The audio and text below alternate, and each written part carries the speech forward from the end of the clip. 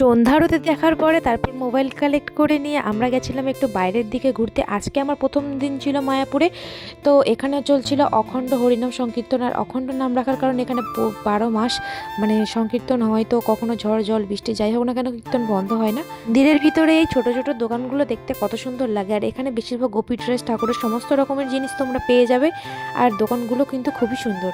তারপরে কিছু আমরা ফটো ভিডিও ক্লিপস নিয়ে চলে গেছিলাম খাওয়া দাওয়া করতে। একবার গিয়ে নিরামিষ ফুচকা ট্রাই করলাম, বাট আমাকে বললাম আমি ট্রাই করবো না, তুমি আগে নাও।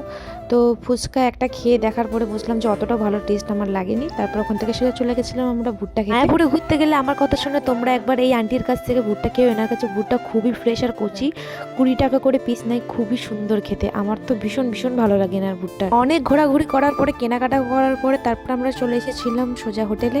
তো আজকে আর রাতে ভবনের খাবার আমরা খাবো না, কাল দুপুরবেলা খাবো।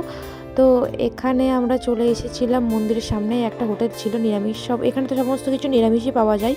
তো এখান থেকে আমরা অর্ডার দিয়েছিলাম সবার 2টো করে রুটি আর একটা রাজমা ডাল তড়কা টাইপ একটা কিছু ছিল। আর এখানে ছিল শাহি পনির। আজকের ভিডিওটা এই পর্যন্ত। ভিডিওটা কেমন লাগলো অবশ্যই কমেন্ট করে জানাবেন। আর লাইক কমেন্ট শেয়ার সাবস্ক্রাইব করে পাশে থাকবেন এরকম নতুন নতুন আরও ভ্লগের জন্য। তো টাটা।